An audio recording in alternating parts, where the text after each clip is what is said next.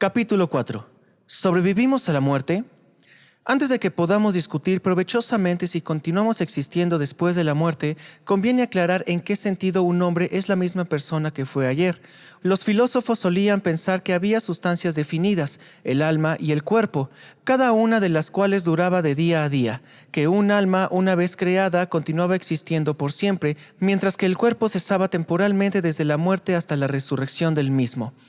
La parte de esta doctrina que concierne a la vida presente es casi seguramente falsa. La materia del cuerpo cambia continuamente mediante los procesos de la nutrición y el desgaste. Aun cuando esto no fuera así, en la física los átomos ya no se consideran dotados de una existencia continua. No tiene sentido el decir, este es el mismo átomo que existía hace unos pocos minutos. La continuidad de un cuerpo es un asunto de apariencia y de conducta, no de sustancia. Lo mismo se aplica a la mente. Pensamos, sentimos y actuamos, pero no hay, además de los pensamientos, sentimientos y acciones, una entidad simple, la mente o el alma, que haga que sufra estas cosas. La continuidad mental de una persona es una continuidad de hábito y de memoria. Ayer había una persona cuyos sentimientos recuerdo, y a esa persona la considero como mi yo de ayer. Pero en realidad, mi yo de ayer era solo ciertos sucesos mentales, recordados ahora y considerados como parte de la persona que los recuerda. Todo lo que constituye una persona es una serie de experiencias unidas por la memoria y por ciertas similitudes que llamamos hábito. Si, por lo tanto, hemos de creer que una persona sobrevive a la muerte, tenemos que creer que todos los recuerdos y costumbres que constituyen la persona continuarán exhibiéndose en una nueva serie de acontecimientos. Nadie puede probar que esto no va a suceder, pero es fácil ver que es muy improbable. Nuestros recuerdos y nuestros hábitos están unidos a la estructura del cerebro, del mismo modo que un río está unido a la estructura del cauce. El agua del río cambia siempre, pero sigue el mismo curso porque las lluvias anteriores han abierto un canal. Igualmente, los acontecimientos anteriores han abierto un canal en el cerebro y nuestros pensamientos corren a lo largo de dicho canal.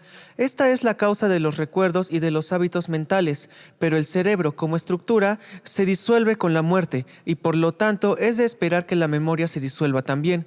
No hay más razón para pensar lo contrario que el esperar que un río siga su mismo curso después de que un terreno haya levantado la montaña donde solía haber un valle. Toda memoria y por lo tanto se podría decir todas las mentes dependen de una propiedad que es muy noble en cierta clase de estructuras materiales, pero que existe poco y si es que existe en otras clases.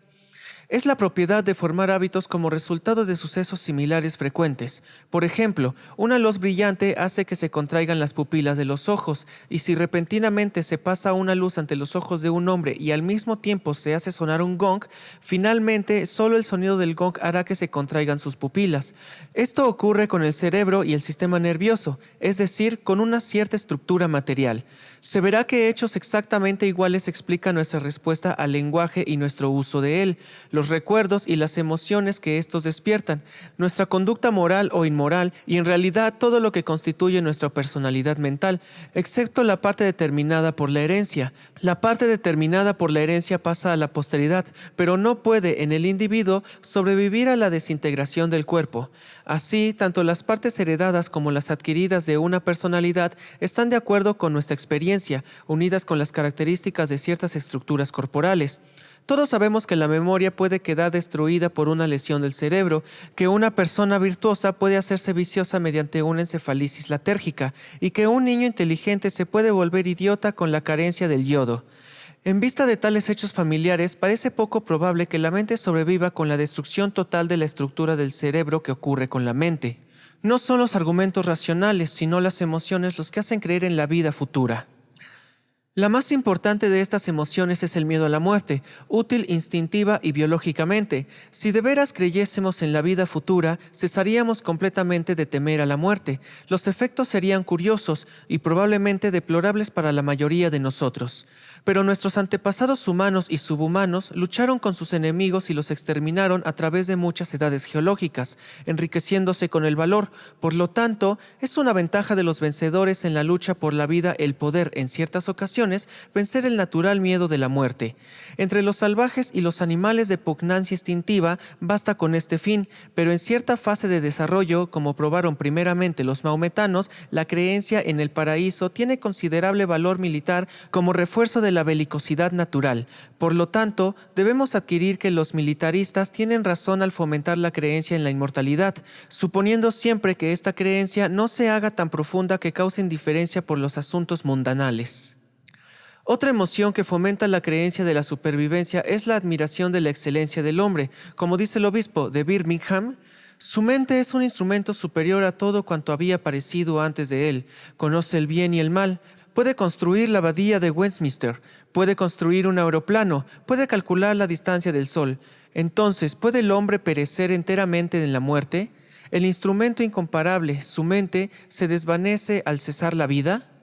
El obispo pasa a arguir que el universo ha sido hecho y está gobernado por un propósito inteligente, y que sería una falta de inteligencia el haber hecho al hombre para que pereciera.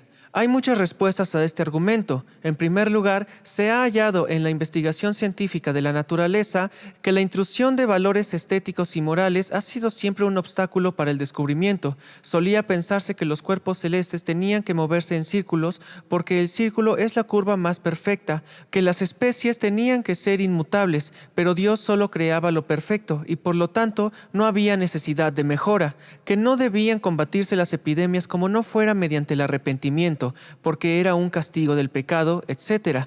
La naturaleza es indiferente a nuestros valores y solo puede ser entendida ignorando nuestros conceptos del bien y del mal. El universo puede tener un fin, pero nada de lo que nosotros sabemos sugiere que, de ser así, ese propósito tiene alguna semejanza con los nuestros. En esto no hay nada sorprendente. El Dr. Barnes nos dice que el hombre conoce el bien y el mal, pero en realidad, como demuestra la antropología, los conceptos que el hombre ha tenido del bien y del mal han variado de tal manera que ninguno de ellos ha sido permanente. Por lo tanto, no podemos decir que el hombre conoce el bien y el mal, sino solamente que algunos hombres lo conocen. ¿Qué hombres? Nietzsche arguía en forma de una ética profundamente distinta a la cristiana, y algunos gobiernos poderosos han aceptado sus enseñanzas. Si el conocimiento del bien y del mal es un argumento en favor de la inmortalidad, tenemos que decir primero si creer en Cristo o en Nietzsche, y luego declarar que los cristianos son inmortales, pero que Hitler y Mussolini no lo son y viceversa. La decisión se hará obviamente en el campo de batalla, no en el estudio. Los que tengan el mejor gas venenoso tendrán la ética del futuro y por lo tanto serán los inmortales. Nuestros sentimientos y creencias acerca del bien y del mal son, como todo lo demás que hay en torno a nosotros, hechos naturales desarrollados en la lucha por la existencia y que no tienen ningún origen divino o sobrenatural. En una de las fábulas de Esopo, un león ve cuadros de hombres cazando leones y advierte que, si él los hubiera pintado, los leones estarían cazando hombres. El hombre, dice el Dr. Barnes, es un ser superior porque puede construir aeroplanos. Hace un tiempo había una canción popular acerca del talento de las moscas que andaban boca abajo por el techo, con el estribillo. ¿Podría hacerlo Lloyd George? ¿Podría hacerlo Mr. Baldwin? ¿Podría hacerlo Ramsay MacDonald? No. Con esta base se podría construir un argumento por una mosca de mente teológica, argumento que, sin duda, hallarían muy convincente la mayoría de las moscas. Además, solo cuando pensamos abstractamente tenemos una opinión tan alta del hombre.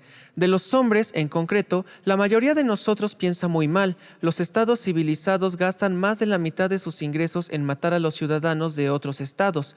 Consideremos la larga historia de las actividades inspiradas por el fervor moral, los sacrificios humanos, las persecuciones de herejes, la caza de brujas, los pogroms, hasta que se llega al exterminio a gran escala por medio de gases venenosos, que al menos uno de los colegas episcopales del Dr. Barnes parece patrocinar, ya que sostiene que el pacifismo es anticristiano. ¿Son estas abominaciones y doctrinas éticas que las inspiran realmente prueba de un creador inteligente? ¿Y podemos realmente desear que los hombres que las practicaron vivan eternamente? El mundo en que vivimos puede ser entendido como resultado de la confusión y el accidente, pero si es el resultado de un propósito deliberado, el propósito tiene que haber sido el de un demonio. Por mi parte, encuentro el accidente una hipótesis menos penosa y más verosímil. Capítulo 5. ¿Parece, señora? No, es. La filosofía, en los días que era aún gorda y próspera, prometía a sus adeptos diversos e importantes servicios. Les ofrecía el consuelo en la adversidad, la explicación en la dificultad intelectual, la guía en la perplejidad moral. No es de extrañar que el hermano menor, cuando se le presentó un ejemplo de sus usos, exclamase con el entusiasmo de la juventud: Qué encantadora es la divina filosofía. No es áspera y ceñuda como suponen los necios, sino musical como el laúd de Apolo. Pero esos dichosos días han pasado. La filosofía, mediante las lentas victorias de su propia descendencia, se ha visto obligada a renunciar una por otra a sus altas pretensiones. Las dificultades intelectuales, en su mayoría, han sido adquiridas por la ciencia. Las ansiosas pretensiones de la filosofía, en relación con las pocas preguntas excepcionales que aún trata de contestar, se miran por la mayoría de la gente como un resto medieval y están siendo rápidamente transferidas a la rígida ciencia de Frederick William Henry Myers. Las perplejidades morales que hasta hace poco los filósofos asignaron sin vacilar a su dominio han sido entregadas por McTaggart y Bradley a los caprichos de la estadística y el sentido común, pero el poder de dar consuelo, el último poder de los importantes, pertenece, según McTaggart, aún a la filosofía. Esta noche yo deseo privar de sus últimas posesiones al decrépito padre de nuestros modernos dioses. Parecería, en primera vista, que la cuestión podría quedar zanjada brevemente. Sé que la filosofía puede consolar, podría decir McTaggart, porque a mí me consuela ciertamente. Sin embargo, trataré de probar que las conclusiones de este consuelo son conclusiones que no emanan de su posición general, que en realidad no emanan reconocidamente y que se conservan, al parecer, solo porque le consuelan. Como no quiero discutir la verdad de la filosofía, sino solo su valor emocional, asumiré una metafísica que descanse en la discusión entre apariencia y realidad y considere la última como eterna y perfecta. El principio de tal metafísica podría ser resumido así: Dios está en el cielo, en el mundo todo está mal. Esta es su última palabra, pero podría suponer que, como Dios está en el cielo y siempre ha estado allí, podemos esperar que algún día baje a la tierra, ya que no para juzgarnos a los vivos y a los muertos, al menos para recompensar la fe de los filósofos. Sin embargo, su larga designación a una existencia puramente celestial parecería sugerir, con respecto a los asuntos de la tierra, un estoicismo en la cual sería temerario fundar nuestras esperanzas. Pero hablando seriamente, el valor emocional de una doctrina, como consuelo en la adversidad, parece depender de su predicción del futuro. El futuro, emocionalmente hablando, es más importante que el pasado e incluso que el presente. Es bueno todo lo que termina bien, es el aforismo unánime del sentido común. Muchas mañanas tristes tienen como resultado un hermoso día, es optimismo, mientras que el pesimismo dice: muchas radiantes mañanas he visto acariciar los montes con ojo soberano, besar con su rostro de oro el verde de los prados, pintar con celeste alquimia los pálidos arroyos. Luego, permitiendo que las nubes pasasen con negra angustia por su celeste rostro, ocultando su faz del mundo desdichado, huir invisibles al oeste con su deshonra. Y así, emocionalmente, nuestra visión del universo, buena o mala, depende del futuro o lo que sea.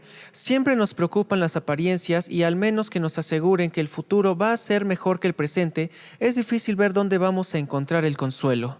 Tan unido está el porvenir con el optimismo que el propio McTaggart, aunque todo su optimismo depende de la negación del tiempo, se ve impulsado a representar el absoluto como un futuro estado de cosas, como una armonía que algún día tiene que hacerse explícita.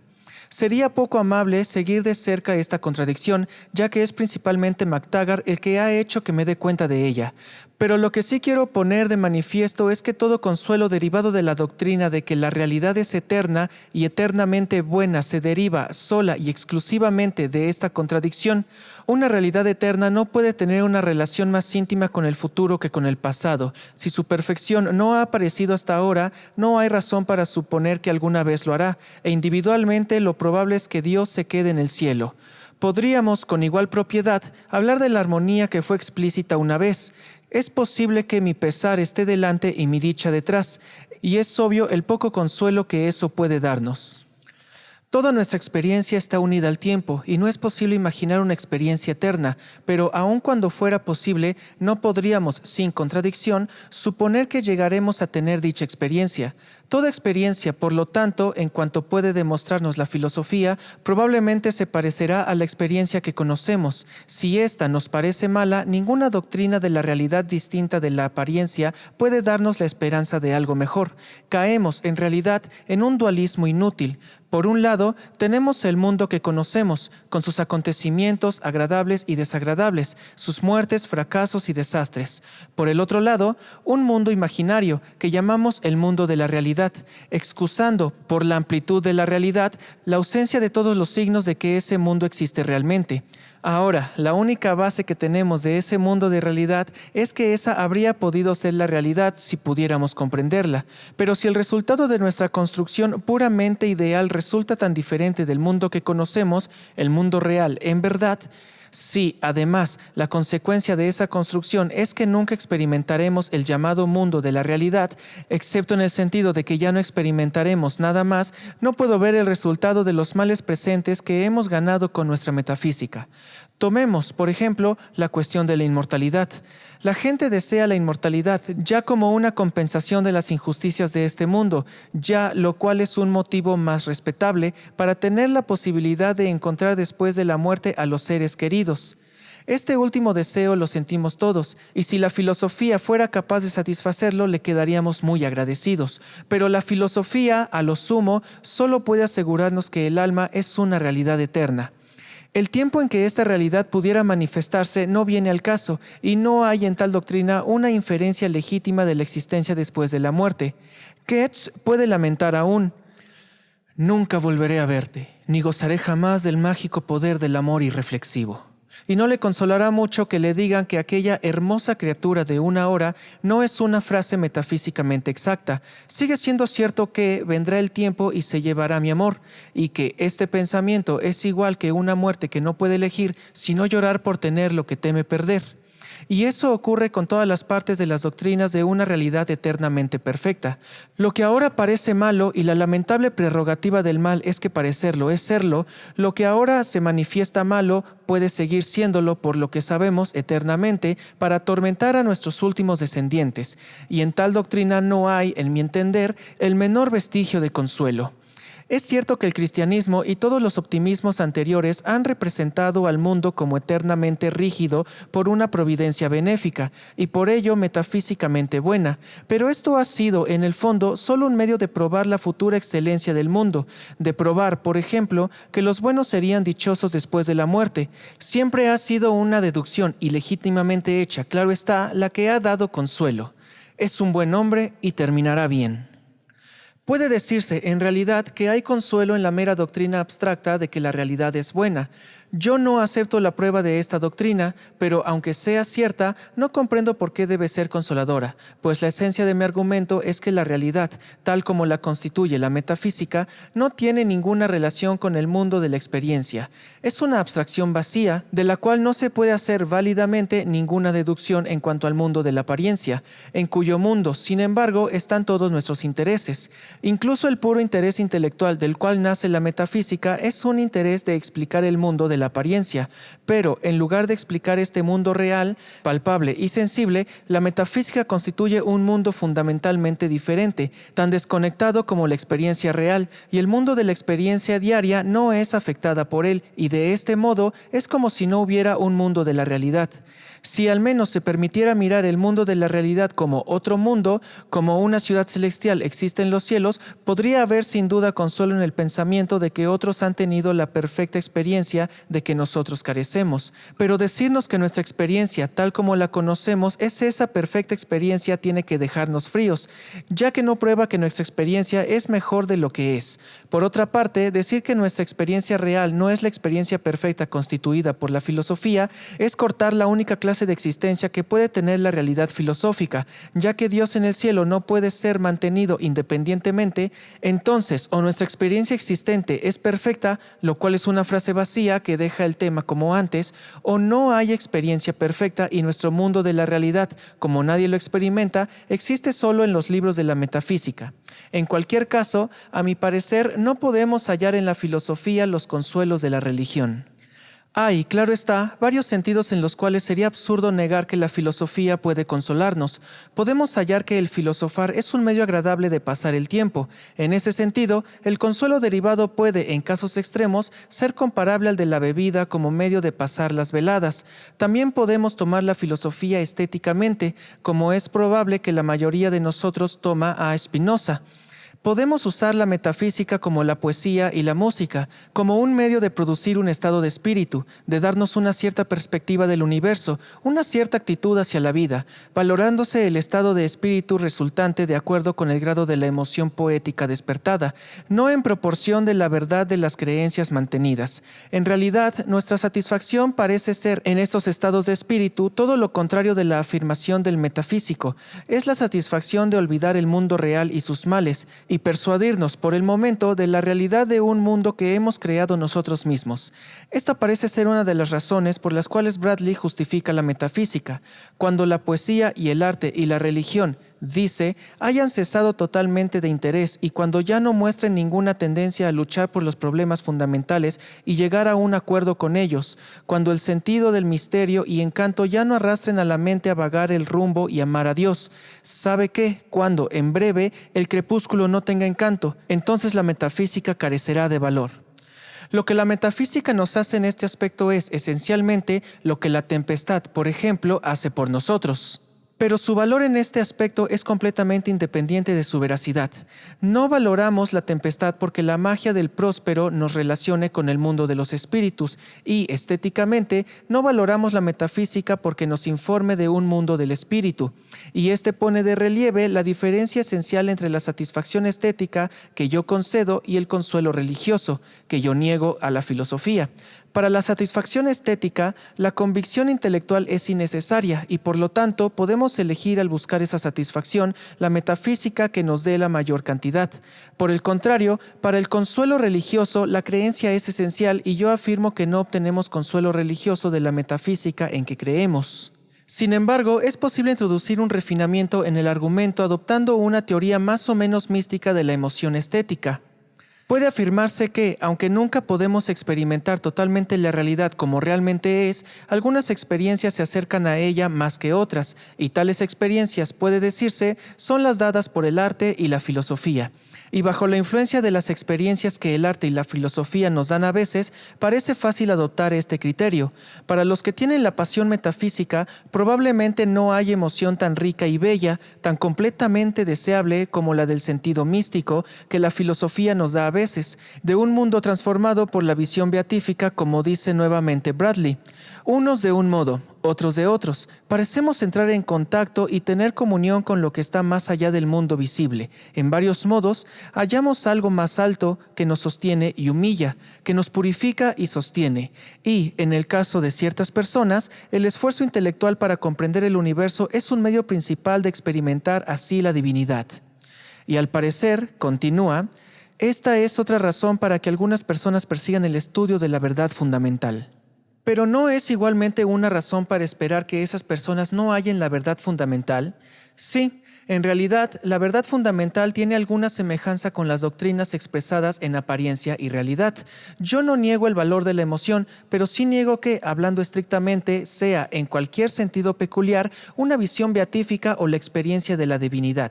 En un sentido, claro está, toda experiencia es la experiencia de la divinidad, pero en otro, ya que toda experiencia es igualmente en el tiempo y la divinidad es eterna, ninguna experiencia es la experiencia de la divinidad. Como tal, me impulsaría a añadir la pedantería.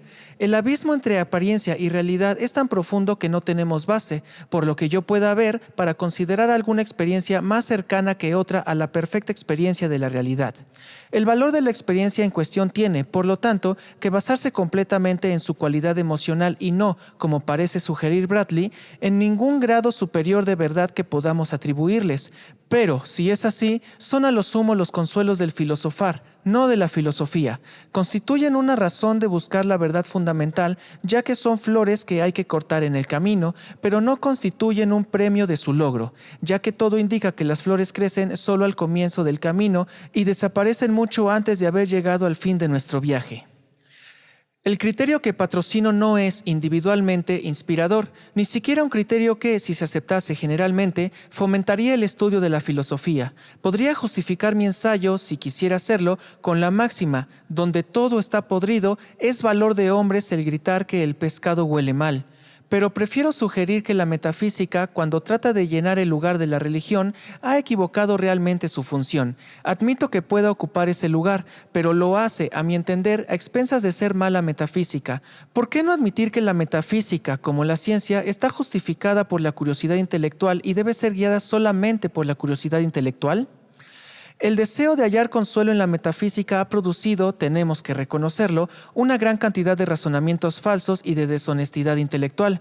De esto, de cualquier forma, nos liberaría el abandono de la religión, y como la curiosidad intelectual existe en cierta gente, probablemente esa gente se vería libre de ciertas falacias persistentes hasta ahora. Para citar a Bradley una vez más, el hombre cuya naturaleza es tal que solo mediante un camino puede hallar satisfacción su principal deseo, tratará de hallarla por ese camino, cualquiera que sea y piense el mundo lo que piense, y si lo hace, es despreciable. Capítulo 6. Sobre los escépticos católicos y protestantes. Cualquier persona que haya tenido mucho contacto con librepensadores de diferentes países y diversos antecedentes tiene que haber advertido la notable diferencia entre los de origen católico y los de origen protestante. Por mucho que crean haber abandonado la teología que les enseñaron en su juventud, la diferencia entre protestantes y católicos es tan marcada entre los librepensadores como entre los creyentes. En realidad, las diferencias esenciales son quizás más difíciles de descubrir, ya que no están ocultas detrás de la divergencia ostensible del dogma.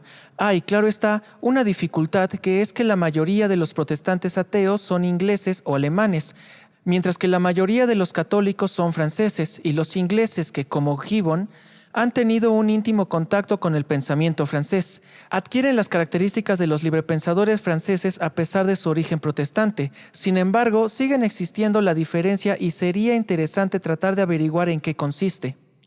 Se puede tomar como un librepensador protestante completamente típico a James Milley, tal como aparece en la autobiografía de su hijo, Mi padre, dice John Stuart Milley. Educado en el credo del presbiterianismo escocés, había llegado, por sus estudios y reflexiones, a rechazar no solo la creencia de la revelación, sino los fundamentos de los que comúnmente se llama religión natural.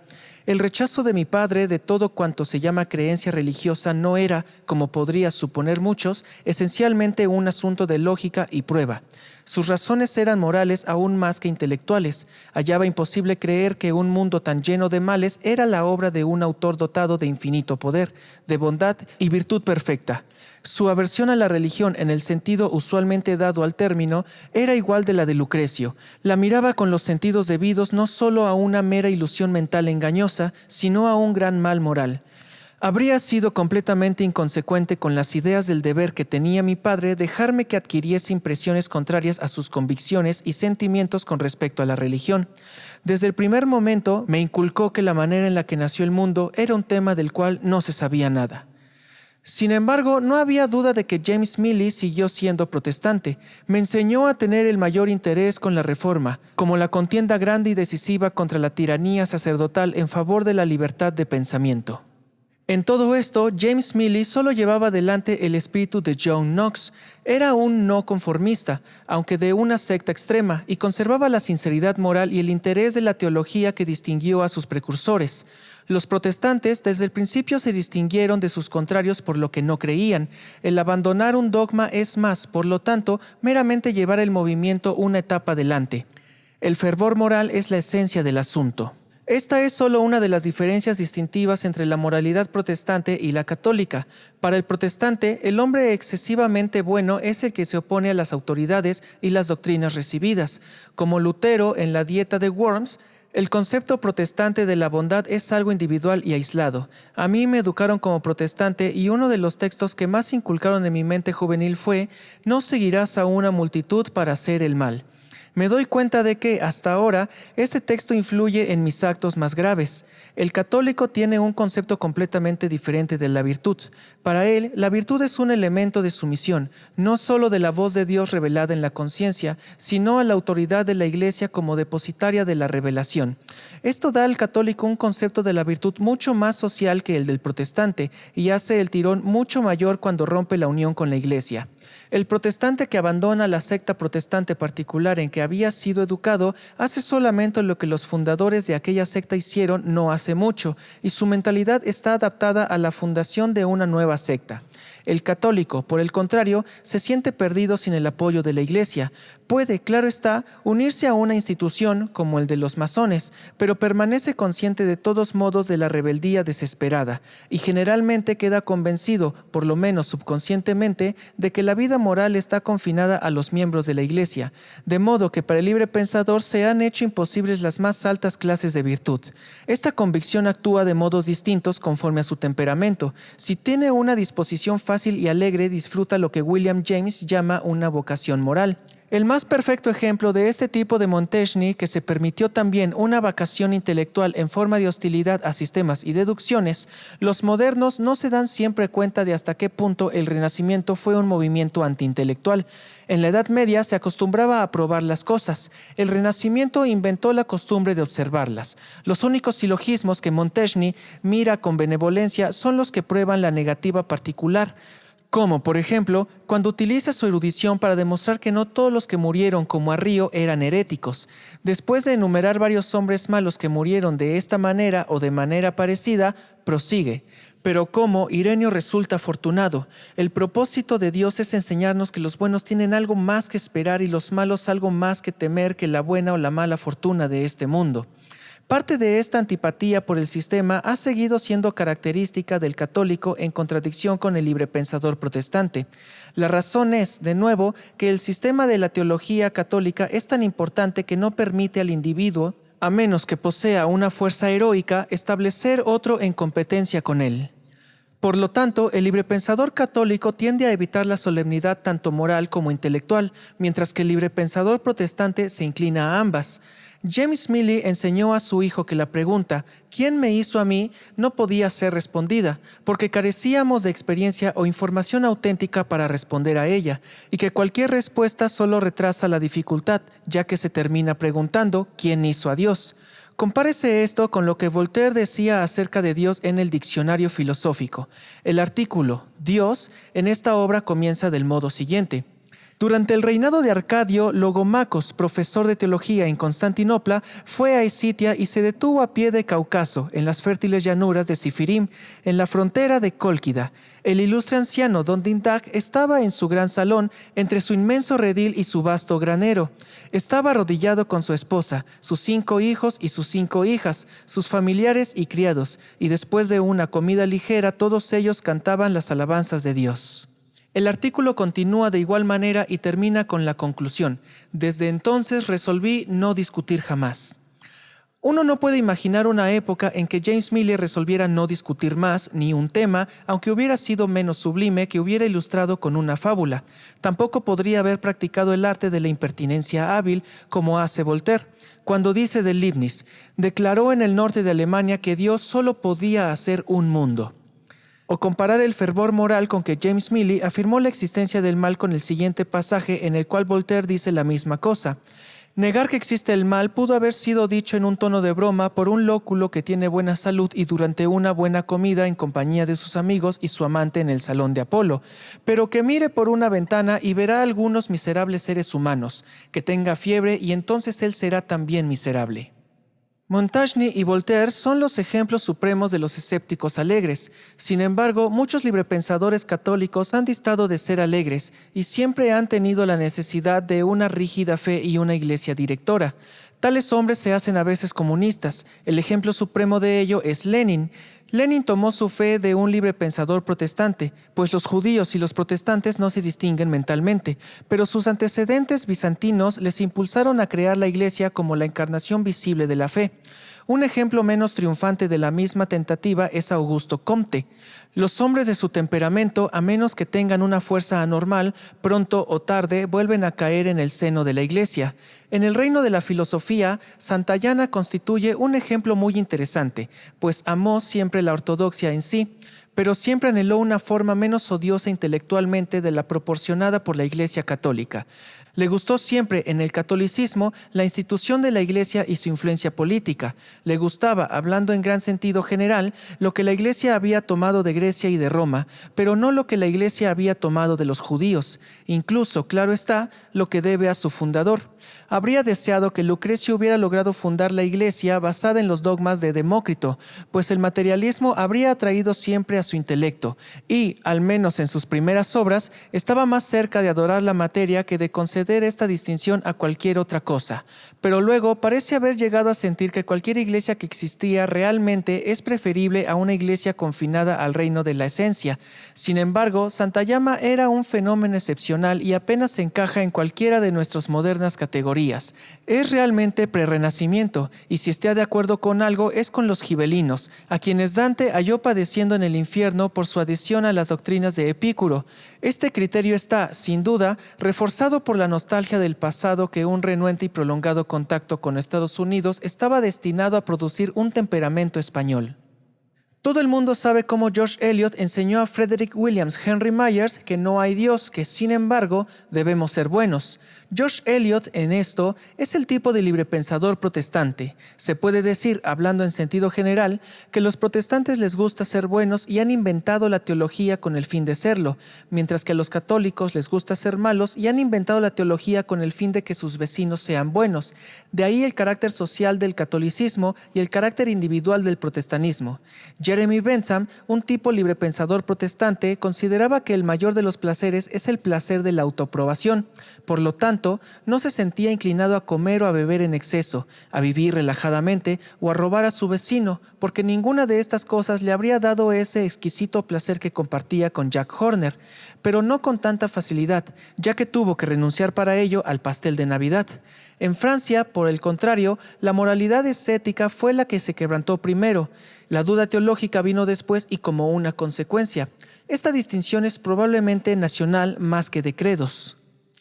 La relación entre religión y moral merece un estudio geográfico imparcial. Recuerdo que en Japón hallé una secta budista de la cual el sacerdocio era hereditario.